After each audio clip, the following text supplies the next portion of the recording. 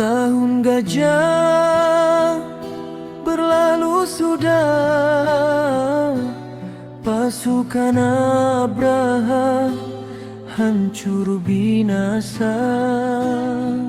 Cahaya terang dari tubuh Aminah, pertanda lahirnya sang pembawa syafaat. Di Masjid Nurul Falah kami bermuhasabah. 12 Rabiul Awal tiba, lahir yatim piatu tanpa ayah bunda. Abdullah tiada mendampingi, Aminah pulang ke haribaan ilahi. Di Masjid Nurul Falah kami bermuhasabah. Muhammad nama yang terpuji, cahaya bagi semesta alam,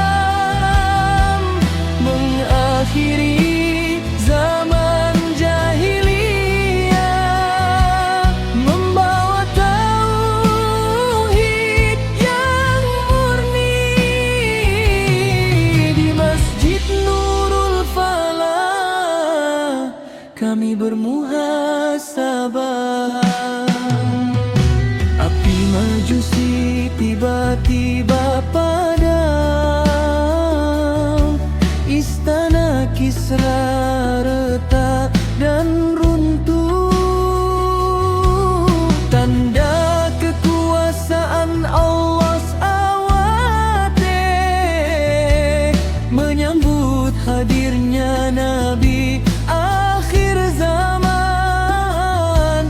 Di Masjid Nurul Falah kami bermuhasabah. Waraka bin Naufal bersaksi, cap kenabian di punggung suci. Jagalah ia wahai keluarga,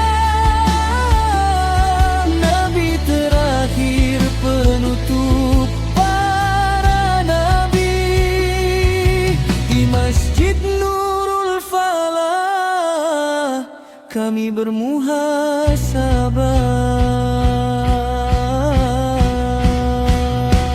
Dari yatim jadi pemimpin umat, akhlak mulia teladan dunia.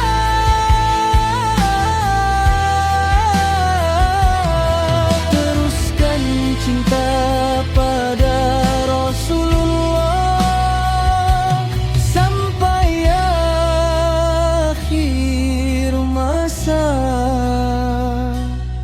Di Masjid Nurul Falah kami bermuhasabah.